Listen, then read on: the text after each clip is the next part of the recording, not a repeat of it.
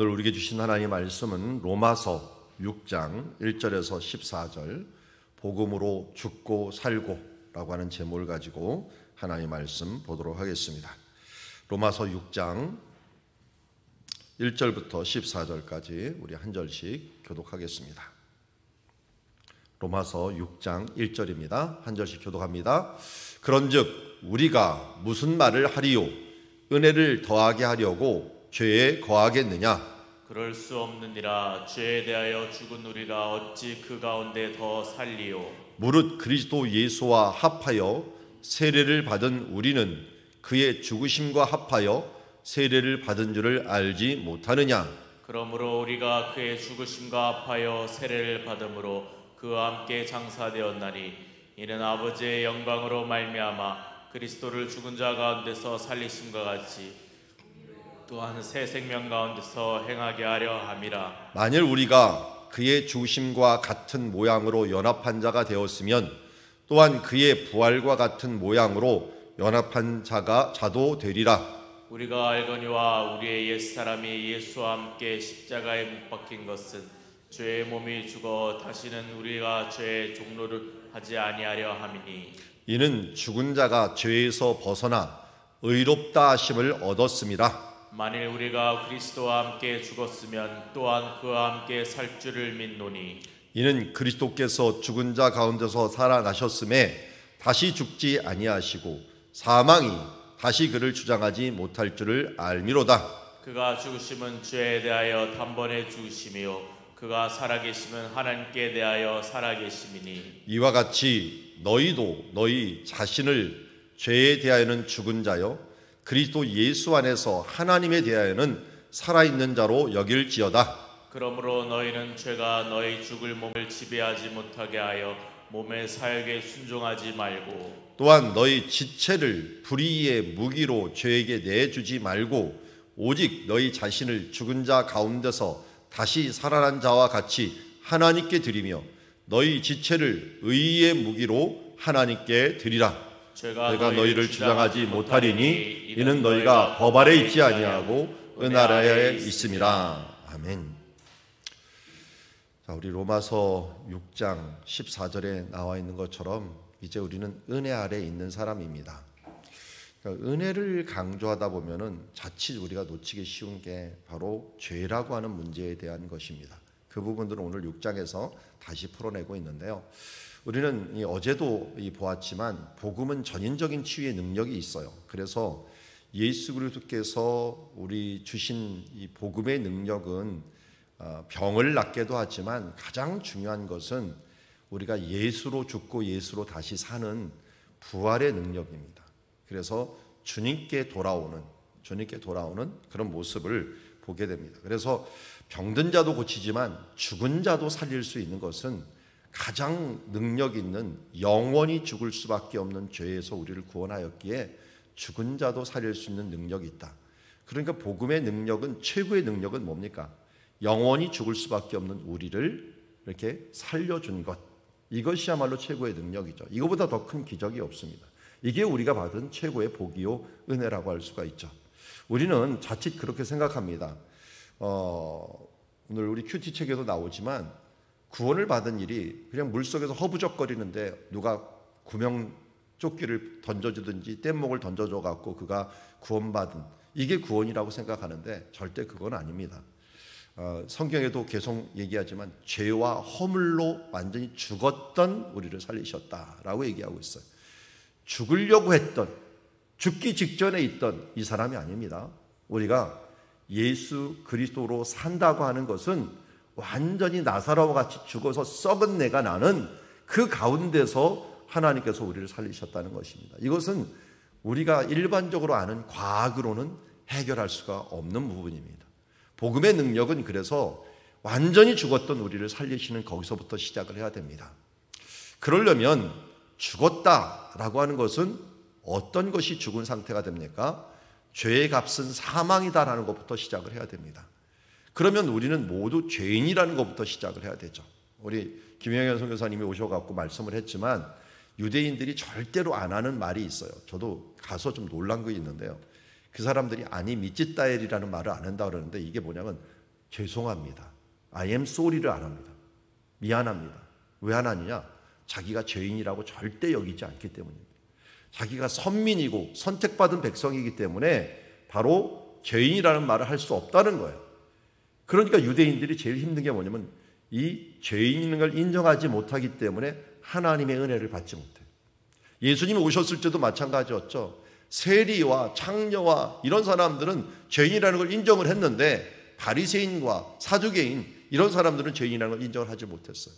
그러니까 예수님의 말씀과 예수님의 은혜를 받기가 너무 힘들었다는 거예요.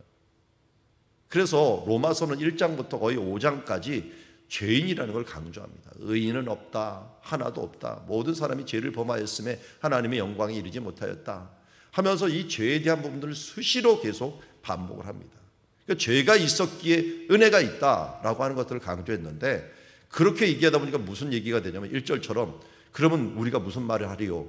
은혜를 더하게 하려고 죄에 거하겠느냐? 그러면 이렇게 한다는 거예요. 아니 은혜를 더하게 죄를 이때도 철학이 그런 철학이 있었어요.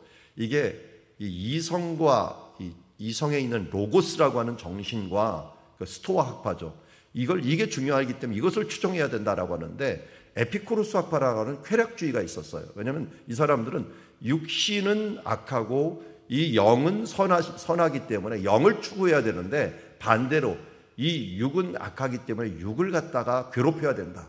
그래서 원래는 쾌락주의라고 할까 함부로 하는 게 아니고요. 육을 피곤하고 힘들게 만들어 버린다는 거예요. 그리고 어떨 때는 그걸 더 강조하면서 육 가운데서 그냥 아무데나 던져져 버린다는 거예요. 쾌락 가운데 그냥 육신을 이렇게 해야지 영이 더 드러난다. 그러니까 사람들은 뭐 과유불급이라 그랬죠. 어느 쪽을 그냥 강조를 함으로 영을 강조하니까 영만 추구해갖고 육은 아무것도 아니다. 또 육을 갖다가 괴롭혀갖고 영을 드러나게 한다. 그러니까 육적인 곳에 치중하는 사람, 영적인 것에 치중하는 사람 이런 사람들이 있었는데 오늘 성경에도 그 말을 얘기하는 거예요. 이 죄 가운데 은혜가 있었으니까 우리가 그럼 죄 가운데 그냥 살아야지 하나님의 은혜가 있는 거 아니냐라고 이야기하는 사람을 향하여 얘기하는 거예요. 은혜를 더하게 하기 위해서 죄가 더한 곳에 은혜가 더했다라니까 그러면 은혜를 더하게 하려고 죄 안에 거하겠느냐? 그럴 수 없다라는 거예요. 죄에 대하여 죽은 우리가 어찌 그 가운데서 살이요? 5장까지 계속 죄에 대하여 죽은 부분들을 강조했습니다. 그러므로 우리 무릇 그리스도 예수와 합하여 세례를 받은 우리는 그의 죽으심과 합하여 세례를 받은 줄을 알지 못하느냐? 예수와 합하여 세례를 받는 그 순간은 뭐냐? 우리 주님과 함께 죽음이다. 죽음으로 세례를 받는 것이다. 그래서 우리가 그의 죽으심과 합하여 세례를 받음으로 그와 함께 장사되었나니. 자, 오늘 우리 설교 제목이 복음으로 죽고 살고입니다. 원래는 사람들이 왜 살고 죽고라고 하는 말을 쓰는데 오늘 성경 본문은 먼저 죽어야 됩니다. 죽어야지 살기 때문에 죽고 살고로 합니다. 함께 주님과 함께 죽어야 됩니다. 그와 함께 장사돼야 되고 또 이 하나 아버지의 영광으로 그래야 되만이 그리스도를 죽은 자 가운데 살리심과 같이 우리도 또한 새 생명 가운데 행하게 한다는 것입니다. 그래서 우리는 주님과 함께 죽으심, 주님과 함께 합한다. 그래서 십자가를 같이 진다라고 얘기하죠. 누구든지 자기 십자가를 지고 나를 따르지 않는 자, 십자가를 진다는 건 뭡니까? 죽는다는 것입니다. 그는 주님과 함께 합한다는 것입니다. 이 합한다는 것은 그 뒤에 보면 또 다른 말로 나와 있는데요. 만일 우리가 죽으심과 같은 모양으로 연합했다, 합한다, 연합한다 라고 얘기하고 있고요. 6절에 나와 있어요. 또 옛사람이 예수와 함께 십자가에 못 박힌다 라고 얘기했습니다. 이제는 내가 사는 것이 아니다. 이제는 내가 옛사람이 같이 죽어버리는 겁니다. 주님과 함께 죽는 거예요. 이제 내가 사는 게 아니죠. 갈라디아 2장 20절에는 이 목숨을 산다라고 얘기를 해요. 완전히 죽었다가 이제 죽은 자 됐는데 그를 살림으로 그를 산다라고 얘기를 하는데 여기 보니까 그리스도와 함께 죽으심과 같은 모양으로 연합했으니까 이제는 또한 어떻게 됐어요? 부활과 같은 모양으로 연합한 자도 되리라. 그와 함께 죽었으면, 그와 연합해서 죽었으면 부활도 같은 모양으로 연합한다. 그래서 우리가 부활절에 하는 말이 뭡니까? 예수 부활했으니 나도 부활하겠네 라고 하는 말로 우리가 말을 할 수 있다는 것입니다. 그래서 우리가 알거니와 우리의 옛사람이 예수와 함께 십자가에 못 박힌 것은 죄의 몸이 죽어 다시는 우리가 죄의 종로로 타지 아니하려 함이니, 죄에 대해서는 완전히 죽었기 때문에 이제 죄에 끌려가는 삶이 되지는 않는다는 겁니다. 죄인이 아니라는 거예요. 그래서 이는 죽은 자의 죄에서 벗어나 의롭다 하심을 얻었다. 이제 의인이 되었다는 것입니다. 그래서 왜 우리가 부활을 중요시 여기느냐? 죄에 대해서는 죽고 이제 의에 대해서는 사는 것이죠. 그래서 예수님께서는 우리를 위해, 우리의 죄를 위하여 죽었지만 우리를 의롭다 하기 위하여 살아나셨느니라 라고 하는 말씀이 있는 것처럼 죄에서 우리 해방되어서 의로 다시 부활하였습니다. 그래서 다시 얘기합니다. 만일 우리가 그리스도와 함께 죽었으면 또한 그와 함께 살 줄을 믿노니, 이는 그리스도께서 죽은 자 가운데서 살아나셨음에 다시 죽지 아니하시고 사망이 다시 그를 주장하지 못할 줄을 알미라. 그가 죽으심은 죄에 대하여 단번에 죽으시며 그가 살아계심은 하나님께 대하여 살아계심이라. 어제도 우리 말씀을 보았지만 보라, 이전 것은 지나갔으니 새 것이 되었도다. 다시 살아남으로 새로운 피조물이 되었다는 것입니다. 그래서 사망이 우리를 주장하지 못한다고 했으니까 이 사망이 뭐예요? 결국 죄가 우리를 주장하지 못한다. 죄의 값이 사망이잖아요. 죄의 이런 두려움과 죄의 이 사망이, 병이 결국은 우리를 주장하여서 우리를 무너뜨리지 못한다는 것입니다. 죽어도 부활이기 때문에 이 세상에서 잠시의 고난이 있을 뿐이고 아직이라는 상태일 뿐이지만 우리는 이미 병과 이 사망의 권세에서 벗어난 사람인 줄 오늘도 기억하라고 말씀합니다. 10절, 그가 죽으심은 죄에 대하여 단번에 죽으셨고요. 이제 단번에라고 하는 것은 완전히, 온전히, 영원히 죽어버린 겁니다. 그래서 그가 살아계심은 이제는 하나님에 대하여 살아계시며, 이와 같이 너희도 이제는 어떻게 살아야 되냐? 너희 자신을 죄에 대하여 죽은 자요 그리스도 예수 안에서 하나님에 대하여는 살아있는 자로 여길지니라. 오늘 주제는 계속 두 가지를 강조합니다. 죄에 대하여 죽은 자다. 옛사람이 죽은 자다. 옛날에 나는 죽은 것이다. 이 죄와 두려움과 병과 사망에 대해서는 내가 다 죽은 자다. 이제 죄의 종로로 타면 안 된다. 그러므로 우리는 예수 그리스도와 함께 부활한 자다. 의롭게 부활한 자다라고 하는 부분들을 계속 강조합니다. 그러면 어떻게 하라는 거예요? 그러므로 너희는 죄가 너희 죽을 몸을 지배하지 못하게 하여 모든 사욕에 순종하지 말고, 13절 같이 읽어봅시다. 시작. 또한 너희 지체를 불의의 무기로 죄에게 내주지 말고 오직 너희 자신을 죽은 자 가운데서 다시 살아난 자와 같이 하나님께 드리며 너희 지체를 의의 무기로 하나님께 드리라. 아멘. 그냥 살아난 것으로 끝나지 말고요, 이제는 죄에 대한 옛사람, 옛날 습관, 옛날의 그 생각들이 너를 주장하지 못하게 만들고 그런 몸의 사욕과 욕심에 따르는 삶이 아니라 그의 불의의 무기로 너의 몸을 이제 내주지 말고, 어떤 무기로요? 이제 의의 무기로, 우리 살아난 자와 같이 하나님께 우리의 몸을 들여갖고 이제는 우리를 의의 무기로 살라고 하는 것입니다. 다시 말합니다. 죄가 여기 14절에 우리를 주장하지 못하게 말고 우리는 은혜의 법 아래 있는 자로서 하나님의 의를 위하여 먼저 그 나라와 의를 구하는 삶을 살아내므로 하나님께 영광을 돌리는 삶을 살라라고 우리에게 말씀하고 있습니다. 그래서 오늘 말씀을 정리하면 이렇습니다. 복음으로 죽어야 되고 복음으로 살아야 됩니다. 옛사람은 십자가에 주와 함께 죽어야 합니다.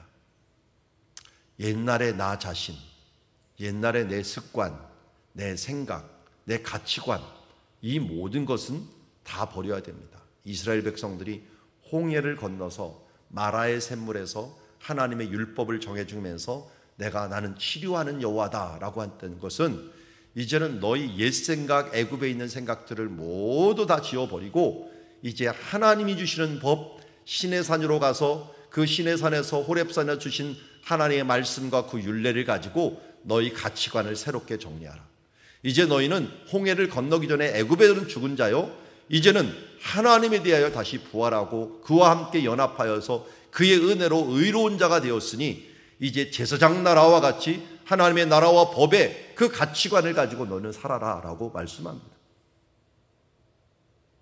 그래서 이제는 우리의 지체를 가지고 이 불의의 무기가 되는 삶이 아니라 하나님의 전신갑주를 입고 의의 무기로 그 나라와 의를 위하여 살아가는 십자가의 군병이 되기 위해서라도 복음으로 먼저 죽고 복음으로 살아서 이제 살아내는 그런 삶을 살아가는 우리가 되기를 원합니다.